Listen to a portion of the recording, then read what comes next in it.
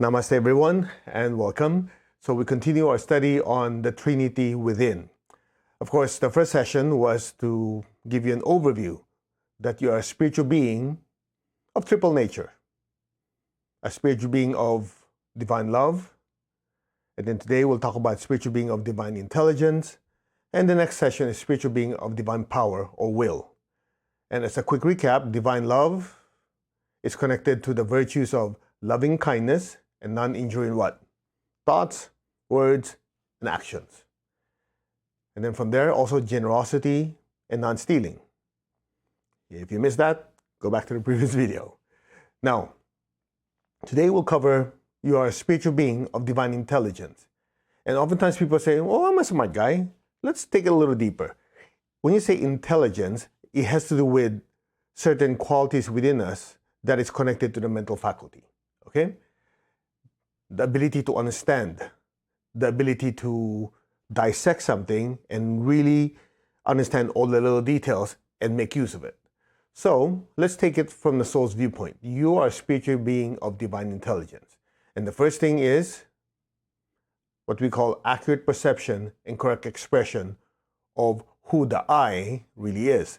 That virtue, which is connected to your the spiritual being of divine intelligence, is honesty and non-lying, which is, if you dive deeper, means accurate perception, like accurately perceiving what's going on, and then correct expression. Based on that perception, what is the correct expression? Like, what do you do with it? Okay? So let's start off with accurate perception of who the I really is. And in Buddhism, they talk about, well, it is understanding what is real and what is an illusion. You're going to hear many versions of this. We'll just super simplify it. So from the perspective of the soul, what is real is its existence, the I. Everything else is happening outside of the I. You heard me talk about that many, many times before. So in reality, you think about it, when you're angry with someone, or yourself, or anyone, or anything, that anger is manufactured, right? In other words, it was created by the soul. The spiritual self used an instrument called the astral body, emotional body, create that anger. Same thing with joy, happiness, jealousy, whatever it is. So in other words, what is real and unreal from the perspective of the soul is everything is happening outside. Every phenomena is outside. I am the observer. And as the observer, I can change this phenomena. So when you dig down deep, the I is real. Everything else is unreal or came after the real I. I hope you guys can catch that. I'm not saying that what's happening in your life is not real. Okay, don't go crazy. Yeah, so everything is an illusion, so I don't have to do anything. I just sit on my ass and everything will take care of itself. Okay, let's not go nuts. Okay, look at it from the perspective of the soul. In other words, when you talk about accurate perception, correct expression, in other words, I created this movement. I created these feelings. I created these thoughts. So to accurately perceive my true identity, I am the mover of the body, creator of the feelings, creator of the thoughts. That's the very, very first part of accurate perception, correct expression. Because if you think about it, I am perceiving, right? Accurate perception. I'm moving my arm. What's being moved? My arm. Who's the mover? Some guy moving it. But I'm observing that this is being moved and I move it according to my will. So therefore, the I or the mover could not be the arm. And I also notice that any emotion that I have, no matter how intense joy, intense anger, whatever it is, was not there before I created it. Before this person said something, pissed me off, I was perfectly fine. It's because this person did something. So in response to it, I created this feeling. Or this person has so much love and so much kindness that I felt so much love for this person. Now, before I created that love, I was neutral. So even love was created. I know some of you guys, yeah, but all this love. Okay, come on, you guys, come on, use a little of this.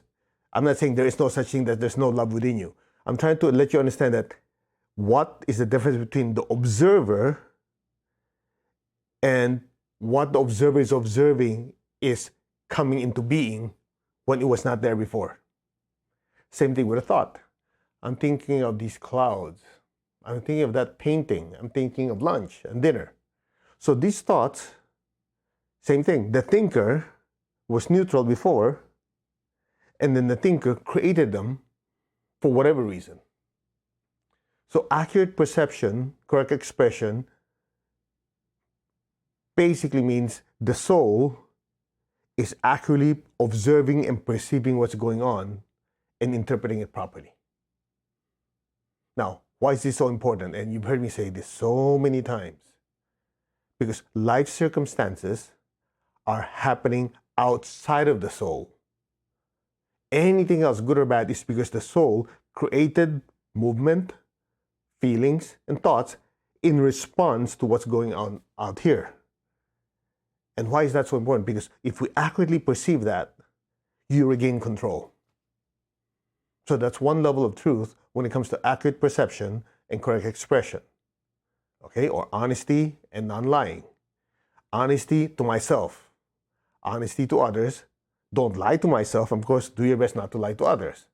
Now, that's something I'm going to cover that in a minute. But you see, the reason people have problems is because anytime there's an issue, there's a problem, most people try to own it.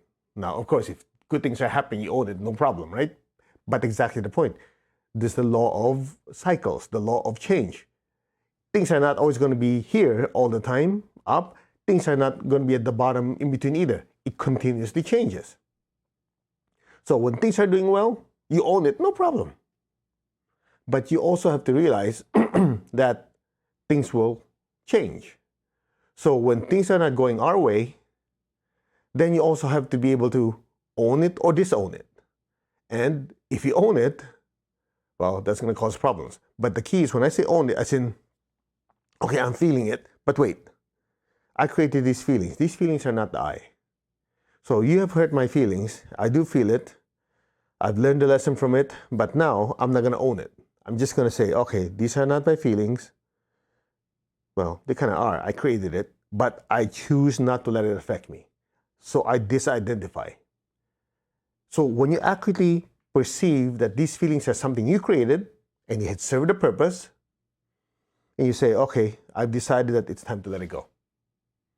That way, even if you have experienced heartbreak, which is part of human experience, you own it, you felt it, it serves its purpose, right? It could be a grieving process, it could be a way for you to learn deeper lessons. But the key is to say, wait, okay, it serves its purpose, but since it's something that is manufactured by the I can choose to release it. It's just like your clothes. We used this metaphor before. Your clothes. You're going to a wedding, you're going to a party, you're going to whatever. You're wearing the appropriate clothes, right? So you wear it, you go, oh, this looks good on me. Everybody praise you, go, yeah, it looks good. You own it, you like it. Hello, when you get home, you don't wear it to bed and wear it for the next 10 years. What do? You get rid of it because it's time for you to wear your pajamas. Make sense? So this thing with accurate perception, correct expression, for a lot of people could either be difficult, as in, oh, but I can't let go, I'm feeling this pain, so I'm this pain. Or when something clicks, they realize, wait, so are you telling me all this time I can choose to let this go because it's something I created? Yeah. But you see, most people, they don't like to do that. Because for them, all this time that they've been going up and down their life, that's how they look at the world, through how they feel, how they think, and the perceptions of the body, the emotions, and thoughts. When in reality, when you're experiencing that inner peace, you literally extracted yourself, even for a few moments, and you have quiet and stillness and peace. So this accurate perception, correct expression is very, very, very powerful. In fact, I mean, when I study it, when Master Cho was teaching it in Inner Buddhism, Inner Teachings of Buddhism Revealed, something clicked. I go, wow. The painter and the painting are separate. At that time, when the painter's painting something, the painter's one with his or her own painting. That's why so much beauty comes out of it. But when he's done, he puts it on the wall, or he sells it, whatever, finished. Sculptor, I'm one with this piece of marble, rock, or whatever it is. That's how they're able to pour their love and passion into it. When they're done, they look at it and go, this is my creation.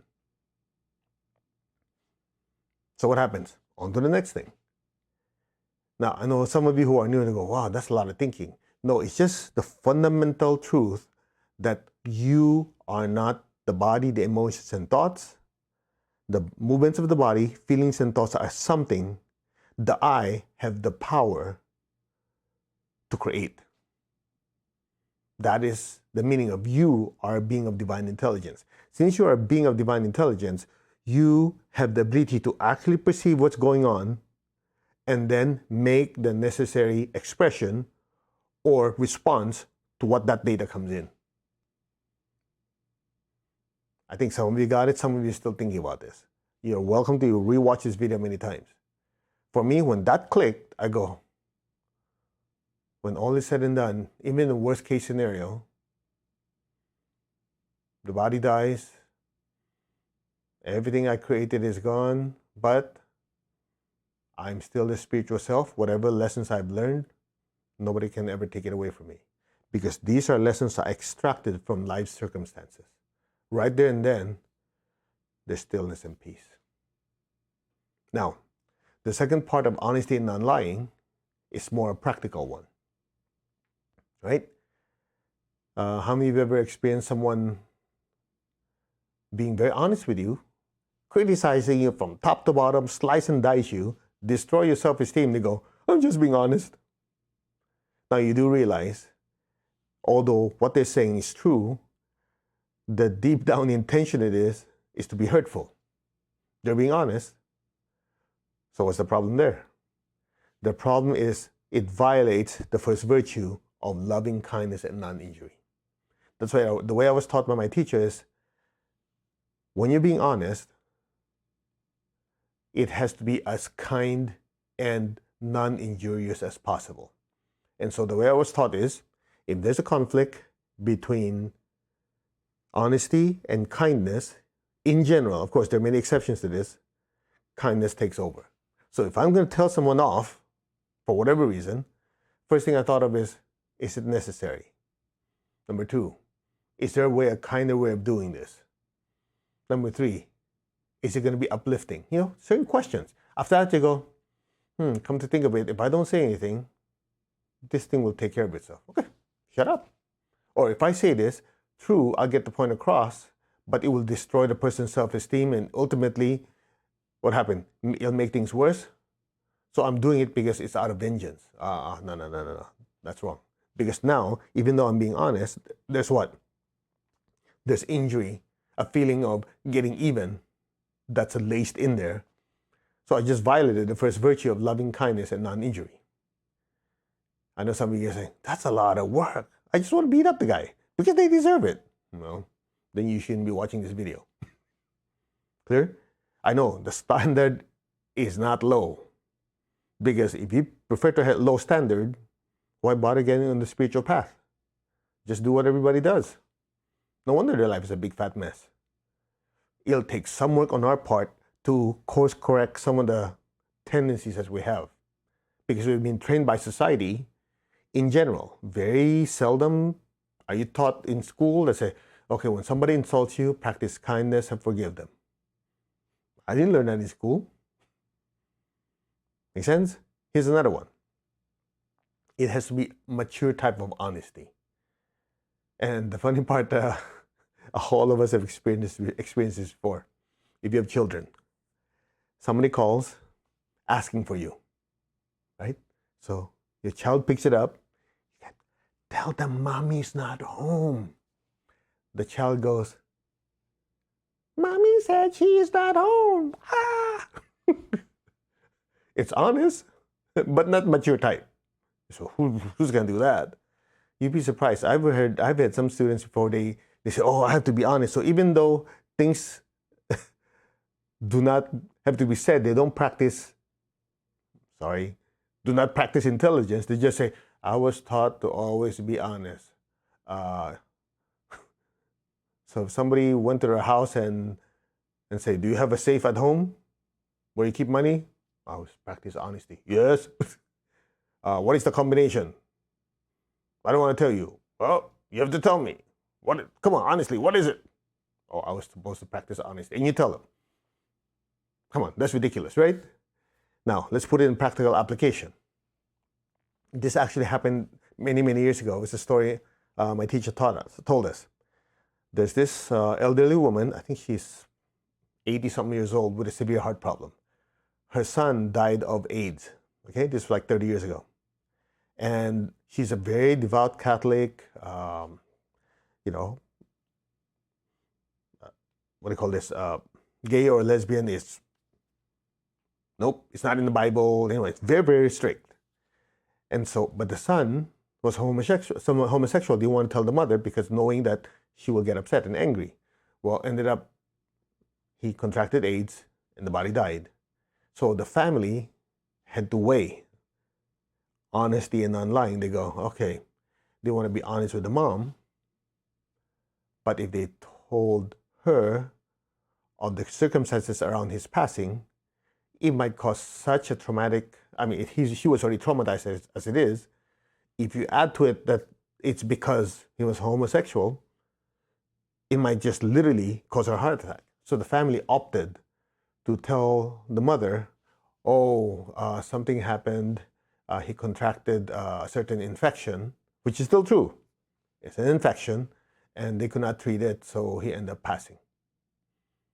True, the end result is the same, but the injury was a lot less. Do you get my point? So that's why, some people say, oh, I'm completely honest to the letter of everything. Sometimes being that honest, it's not mature honesty. That's why all the virtues are interconnected. And we talk about this in Arhatic Yoga and all the higher classes, because oftentimes when a person's in meditation, they see things very clearly. They see, the reason this person's doing this to me is because he or she is jealous. So when you come out of meditation, you almost know something that no way anyone can know. And you go, oh yeah, huh? He's really like that, huh? Let me get even. And then you tell them in their face, oh yeah, I know you're doing this because you're jealous, which is true. But what happens? The whole thing escalates and things get worse. So spirituality, let me repeat, it's not just about chanting and meditating. Spirituality is the practical application of certain spiritual truths, not only to make our lives better, but to uplift other people.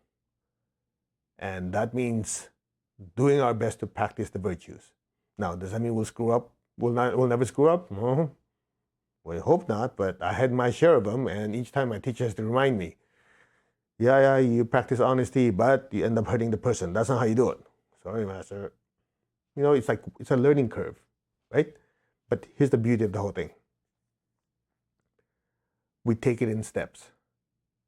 And before you even get to that part about mature honesty and so on, you start from the very, very basics, which is what? What is the fundamental question anyone will end up asking sometime in their life? It's simple. Who am I? Right? Of course, from who am I, what is my place in this universe? You cannot get to the second question until you answer the first one. And most people, they don't have a clue. Who am I? Oh, I'm a father, I'm a son, I'm a mother, I'm a daughter. Everything is what? Their position in relevance in the perspective of other people, or what they have attained. But they forgot, you strip everything out. The fundamental truth is the I is a spiritual being using a body, a body of emotions, body of physical body, emotional body, and mental body, to interact with the world, to learn lessons and spiritually evolve. So if we don't get that part, then everything else is based on the phenomena rather than the observer, who the I really is. Once you realize I am the mover of the body, feeler of the feelings, thinker of the thoughts, that is the real I, then you can say, I am. Because at that point, you identified who the I really is and its position in existence. And that's a fundamental truth. I don't care what religion, what spiritual practice you do, that's the very foundation. You don't get that part, everything else is an illusion. Everything else is created. All right, I hope you get something out of this. So what we're going to do, this meditation is going to be short. We're going to focus a lot more on that accurate perception who the I really is, which is the I am affirmation. I highly recommend you get the book, Achieving Oneness with the Higher Soul with Grandmaster Choa Kok Sui. It's the class we'll be teaching again in a couple months. But this is the affirmations that's there. Okay, but we'll go much, much deeper. All right, let's ask for blessing. To the Supreme God, Divine Father, Mother, to all the spiritual elders, holy masters, saints, archangels, holy angels, and spiritual helpers. To my teacher, Master Choa Kok Sui, Mahal Guruji Mei-Ling, we thank you for divine light, love, guidance, help, healing, and divine protection. We thank you in full faith, and so it is. Okay, you guys ready? All right, close your eyes. I want you to feel your feet. Just feel it. Just wiggle your toes. Feel your knees. Feel your legs. Feel your body moving around a little bit. Your head. In fact, just move it. Just observe those sensations. Just keep your eyes closed. Just observe. Now just observe that these are the sensations of the body. And just silently say, this is my body moving. I'm observing the body, so therefore I'm not the body. Now just be still. I'm the observer. I'm observing the body, the different sensations of my body. Now just be still.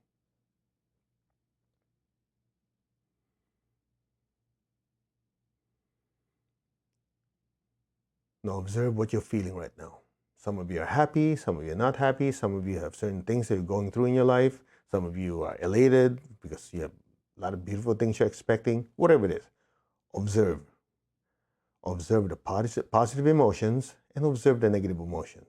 Whichever one, just observe them, just watch. Yeah, I'm observing, I'm feeling happy, I'm feeling joyful. Oh, when I recall something, I'm feeling heavy. What is it? Just observe it.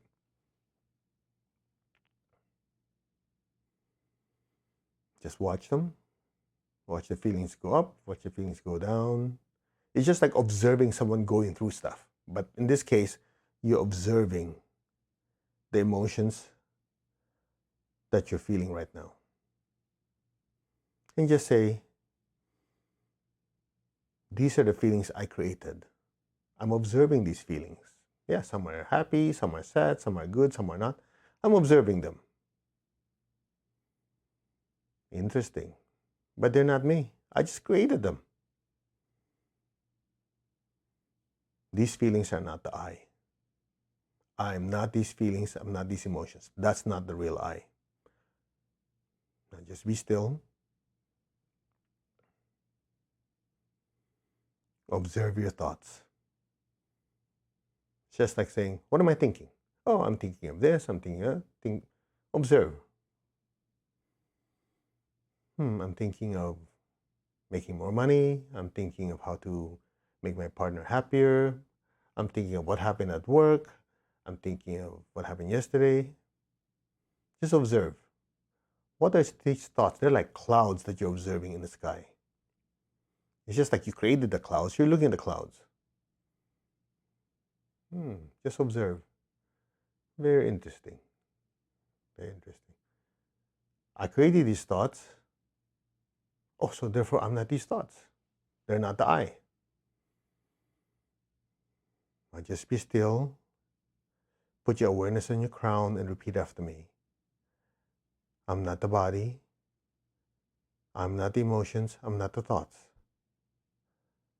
The I created the movements of the body, created these feelings, created these thoughts. Therefore, these are not the I. I exist independently of the body, the emotions, and the thoughts. I am that, the soul. Just be still. Just put your gentle attention on that nothingness. Because if you're not the body, you're not the emotion, not the thoughts, what's left is nothing. So just put your gentle awareness on that nothingness. And you might feel like your sensations are rising above your crown or just floating somewhere. Just let it be. Just listen. You're not the body, not the emotion, not the thoughts. You are the spiritual self, the soul. A spiritual being of pure energy and light. That is your true nature. Silently just affirm, yes, I am that. Be still.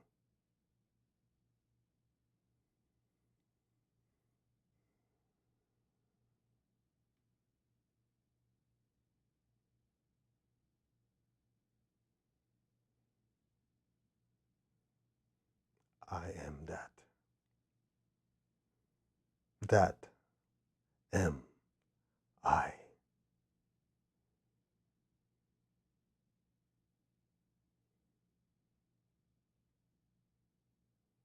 Be still.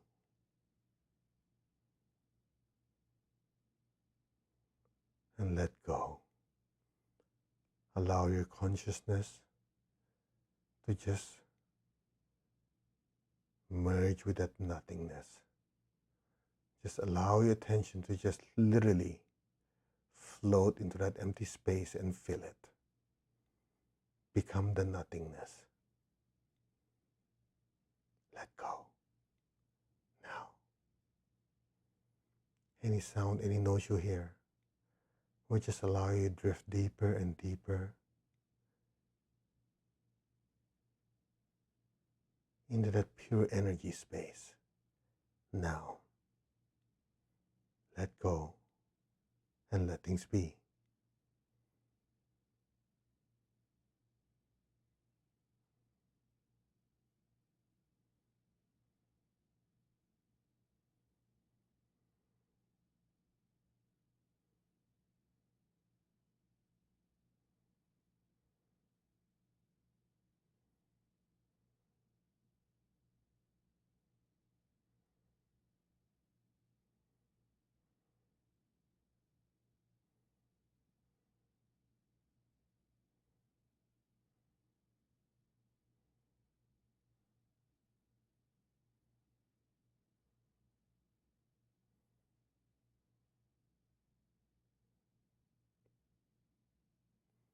Your entire awareness and consciousness has merged with that empty space.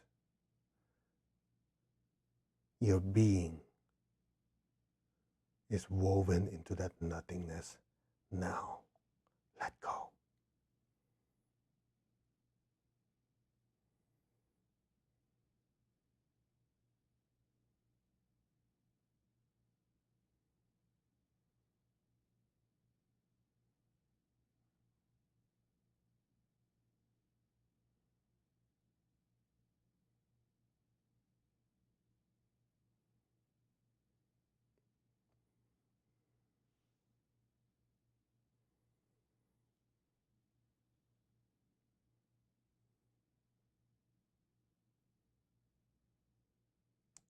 Gently, slowly, very gently and slowly, come back to your body. Move your fingers, move your toes. Just move your body a little bit. Allow yourself to come back into your body. Okay, raise your hands in blessing. Let's release excess energy. When you do this, you generate lots of spiritual energy. Though some of you are still floating. So visualize your family, people you love in front of you. Fill them with golden light. May all of them be blessed with good health, with happiness, with prosperity, and spiritual oneness. so be it. Blessings be to all. Now be aware of your feet and the base of your spine. Project golden light down into the earth. Let our beloved Mother Earth be blessed with divine light, divine love, and divine power. Let our beloved Mother Earth be healed, regenerated, and revitalized. Blessings be to Mother Earth. So be it. So it is. All right, let's give thanks to the Supreme God, Divine Father, Mother. Thank you to all the spiritual elders, holy masters, saints, archangels, holy angels, and spiritual helpers. Thank you for immense blessings. To my teacher, Master Choka Kosui Mahagujubai, thank you. In full faith, so it is. All right, I hope you enjoyed the meditation. I know some of you say, why did you bring us back? I was enjoying it. All we did, believe it or not, was to accurately perceive who the I really is. That the I is not the body, not the emotion, not the thoughts. Just by doing that, you're able to, just for those few minutes, experience I, which is a spiritual self. The stillness, the bliss, and whatever good stuff you're feeling or experiencing, all those are experienced by the soul 24 hours a day. That's why we always say, instead of trying to put stuff into you to experience all these things, you take stuff out. I cannot tell you how many people come for healing. Oh, they took this, they drank that, they smoked this because they want to experience spirituality. They want to experience what you experience right now. Of course, you have different levels, some more than others. And I go, okay, here we go, more healing. Because when they do that, what happens? There's certain damages to the energy centers. So it's a temporary high, or whatever it is, and they need it again. But in the meantime, it causes damage to the aura and the chakras. But if you do it this way, which is free, all you do is accurately perceive, I'm not this body, these desires, these thoughts, these are not the I. Basically, what you did was temporarily remove the clothing the soul is wearing. Once you do that, just for a few minutes, you get a glimpse of who you really are. And the stuff that you look for in substances and outside is actually within you. For free. But, that's exactly the problem. People think they didn't pay for it. Like, I'm not charging you for this. People don't put value. Well, what can you do with people, right? Think of what I just said. You are made in the image of God. The essence is there.